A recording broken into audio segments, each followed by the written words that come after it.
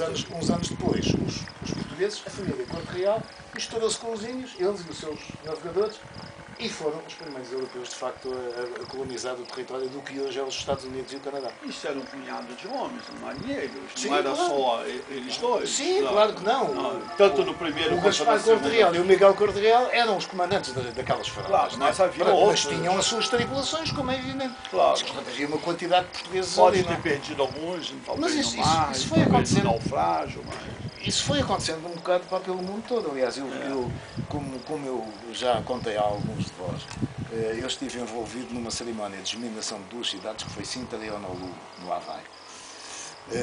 E fui duas vezes para o Havaí, como embaixador de Sintra, defender o ponto de vista de Sintra, porque é que devia ser uma cidade irmã de Honolulu, não é?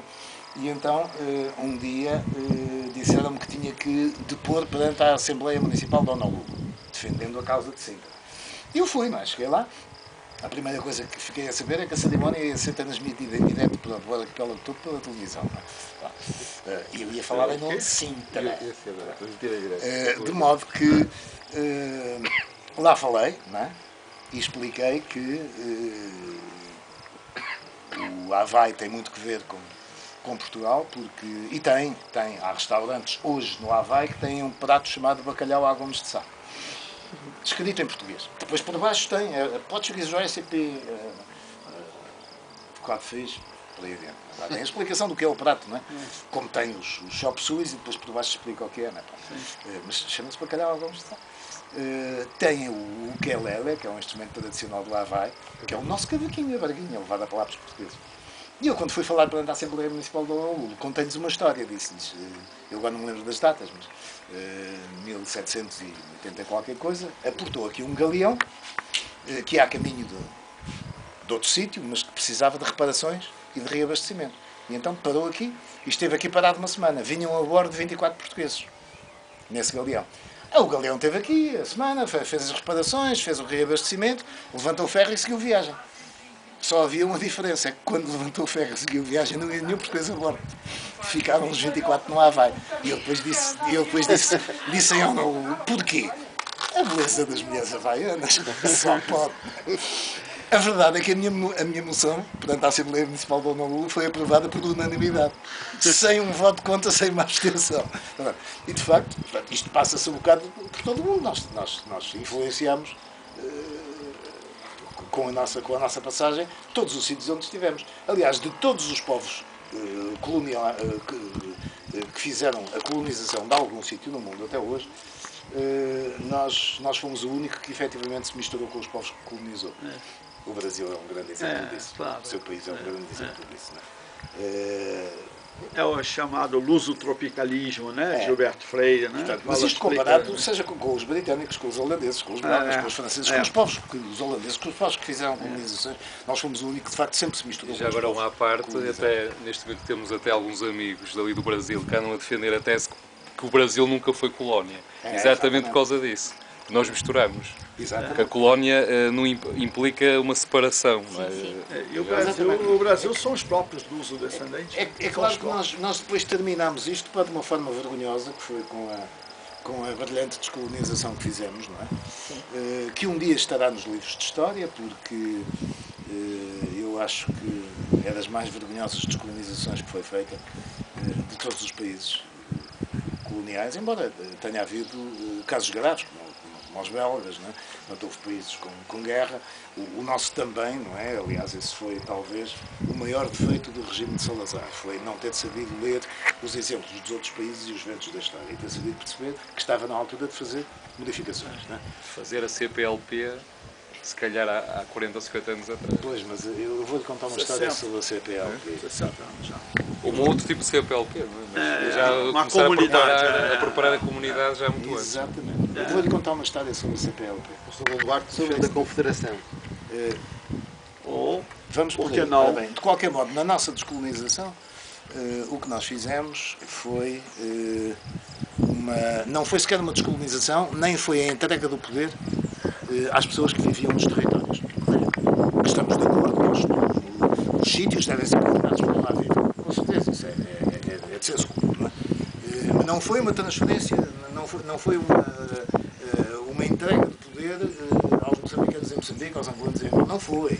Foi uma transferência de poder em plena época da Guerra Fria ao Bloco Soviético. Isto foi a descolonização.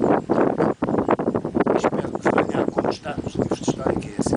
Com coisas tão vergonhosas como aquela que foi revelada no ano passado sobre os tratados de Montfort, com Angola, no caso, e subscritos pelo Dr. Mário Soares, ilustre português que até já foi Presidente da República e Primeiro-Ministro, e que vieram a público documentos assinados por ele, em que reconhecem ao MPLA, seu interlocutor, o direito de expropriação dos bens dos portugueses residentes em Angola.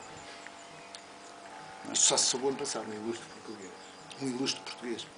Ora bem, e estamos a falar dos portugueses residentes em Angola. Atenção, muitos destes portugueses residentes em Angola são e eram angolanos, nascidos em Angola. Filhos, Eram brancos. netos. Então, afinal, o que é bem essa coisa do racismo? Quer dizer, é como os americanos, não é? Que têm expressões muito curiosas. Aliás, os americanos são protagonistas de tudo quanto é bizarro, não é? Até criaram uma forma de vida nova na classe do Homo sapiens, a que eles chamam American Life. É uma vida americana, que é diferente das outras, com certeza, não é? Porque American Way. Bom, e criaram expressões como African American. Então, o que é um African American? É um preto que nasceu nos Estados Unidos, que em muitos casos é filho e neto e bisneto de norte-americanos. E mais. Portanto, é um americano. Portanto, porquê é que é African American? Para onde é que se está a apontar o dedo para fazer a classificação? Para a cor da pele. Isso é racismo, a última vez que eu verifiquei. Portanto, não me contem histórias, não é? De qualquer maneira, isto vem a propósito da maneira como nós nos misturamos com os povos colonizados. Mas há aí uma certa questões. Eu estive em 76 a ver a pedra, não é? Não conhecia a história. E, sinceramente, eu e os meus colegas fomos ver a pedra, ficámos desiludidos porque não se vê quase nada. Não é? E, entretanto, Dificilmente. o que é curioso é o seguinte, é que a primeira leitura da pedra foi em 1600 e qualquer coisa. Não é? Sim. A partir de 1600, Essa leitura foi escrita por um tudo referendo. explicado ali. A segunda leitura foi em 1840 e tal. Não é? Tem nada a ver com a primeira. Pois não. Claro, escreveram outra coisa na pedra? Várias teorias. Não. É capaz de haver umas Sei. inscrições Pois. recentes na pedra. Aqui em cima há umas Sim, coisas esquisitas que só podem ser Depois, recentes. depois, 1900 e tal, outra leitura, que não tinham visto antes. Isso dá assim um ar de quem leu, interpretou à sua maneira. Depois há outras coisas. Aí, Cruz de Cristo.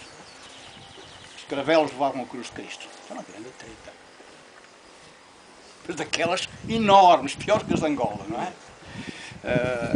Seria longo estar aqui a fastidioso explicar como é que é feita uma vela e como é que se pode apontar cruzes. Não é? Pois. Os caravelos levavam bandeiras da Cruz de Cristo e levavam, eventualmente, os paveses. A identificação que se faziam tanto nos padrões era a Cruz de Cristo, que era feita aqui em Portugal, era a quina. Ela aparece aí. Sim, aparece aqui. Ela aparece Há aqui portanto, há duas formas de Há duas português. formas. Uma é Agora, redonda, embaixo em forma de U e a outra outra é em é. forma de V. Não é? Agora, Que o aparece é o aqui. seguinte, aquela zona dos Estados Unidos, da América, até do Norte, não é conhecida dos europeus desde o ano 1000. Sim. Quer dizer, passou para lá gente a dar com pau. Sim. Brancos. Nós tanto estamos só- a falar de histórias uma por uma. Eu também Pois não é, falei não é. dos fenícios Então, nem dos chineses na América. Não, documentado, desde o Leif Erikson, sucessivamente. E depois, quantos portugueses lá terão chegado? Há relatos que em 1490, 91, havia barcos portugueses a pescar na Terra Nova e na Groenlândia e no São Lourenço. Já lá andavam. Os Cortes Reais foram mais um. Sim. Que terão ido essencialmente por causa do problema da fome em Portugal e da pesca. Provavelmente a viagem de João Vasco de Real é a primeira devidamente documentada. Documentada. Mas eles já lá estavam há bastante tempo. Uma descoberta do Brasil. Exato. Pois é. Qual Portanto, 1500? Também é o que mentira, também é uma significa treta. o que significa que muita gente lá foi, muita gente por lá ficou. Agora, o que mais me intriga é porque é que os Cortes Reais não voltaram. Algum acidente aconteceu. Não faltava lenha, madeira para reparar as embarcações, nem que fizesse uma mais pequena. Porquê é que o Santa Maria não voltou? Já? Santa Maria de Colombo, Não, o navio capitão da... não voltou porque encalhou e despedaçou-se. Não encalhou, foi mesmo o Colombo que o afundou, mas pronto, tudo bem, isso é Não, outra história. não acredito. Mandou disparar o... Isso Ele- está relatado. Não, quando ele já estava perdido, para que não fosse roubado pelos que o pessoal... que Ou veio então para ao- deixar apiados os nobres Ou espanhóis que ele deixar- escolheu para serem os que ficavam então, lá, em vez de serem os que vinham. para que eles Até porque ficaram, ele cá veio ter com não Dom João II, não voltassem. foi com os reis católicos. Para que eles não voltassem. Não é? Sim. De qualquer maneira, pronto, depois vai Santa Maria. O Vasco da Gama teve que queimar uma lá também na Índia, não é? Sim, exatamente. Teve que queimar, porque já não tinha gente para trazer para cá, não é? E outras coisas. Ou seja, não há razão nenhuma para que eles não tivessem voltado, nem que fosse uma jangada. Porque são 6 dias de mar até os Por Açores. exemplo, desculpem, não queria ficar lá. Bom, Pois é. há o facto de querer ficar lá. A liberdade de escolha. Não são só Eu baianas. não vejo razões. As índias. Isso é uma razão. Eu não Até vejo, porque lá podia ter areia. vejo razões Como nenhuma para tantos que eles portugueses que ficassem iam para o lá. Brasil e não voltavam mais. Pois, mas no Trabalhar Brasil, A maioria no Brasil o clima é uma coisa e lá é outra.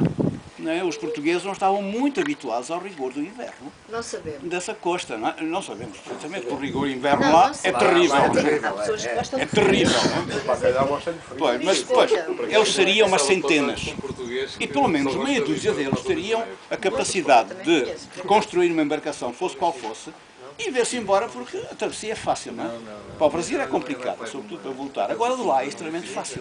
Bom, mas Porque o homem lá ficou, vamos chegar não a é? uma conclusão. Vieram ou não vieram? Certamente que não vieram. Agora, isso facto, não era. Agora, o que é que ele ficou Agora, por lá porquê? fazer? Não se sabe, não é? Portanto, essas inscrições é uma coisa muito vaga. Quer dizer, naquela pedra escreveram-se coisas do Arco da Velha. Muita gente escreveu coisas aí. 1511, porquê? Está relacionado com Miguel Corte Real? Pode estar e pode não estar. Bom, o Museu da Pedra de Pode Prata, estar. aliás, Pode a avalia do Dr. Manuel Alexandre da Silva na intervenção nesta história foi que a pedra estava debaixo d'água, 20 horas por dia estava debaixo d'água. Ele conseguiu convencer o Estado de Massachusetts a tirar aquilo de dentro d'água e depois a fazer um museu à volta. Portanto, todo aquele museu tem muito que ver com o Dr. Manuel Alexandre da Silva. E ele teve o cuidado de pôr vários painéis no espaço nobre onde está exposta, dentro de uma vitrine protegida e devidamente iluminada para ter a melhor leitura possível, não é? A Pedra de Dayton, e ali à volta ele pôs vários painéis. Um deles diz a teoria fenícia. Está lá tudo. Está tudo lá. Agora, cada um de nós chega lá, lê e interpreta.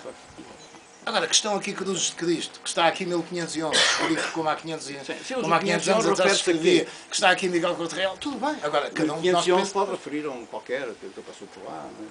Nas Bermudas estão lá várias inscrições com Está bem, esquinas, mas, não é? escute, nós temos cada um de nós que interpretar o que encontra Exato. como documento, analisado corretamente como documento, porque as teorias são meras opiniões e valem o que valem. Eu também me posso virar para si e dizer: você acha que eu sou capaz de fazer isto? De encostar aqui a mão? Olha lá, eu estou encostado, não estou? Não, é impossível. Garanto-lhe que não posso. O que você viu deve ter sido uma ilusão, porque eu poder encostar ali a mão, se tiver a mão aqui para encostar lá ali, tenho primeiro que percorrer metade do caminho. E depois Até a lá. metade. E depois a outra metade. E depois a outra metade. Falta sempre O Jornal metade. da É Grécia impossível já chegar lá. dizia isso. Portanto, as teorias O Jornal da valem o que valem. Ok? Não é?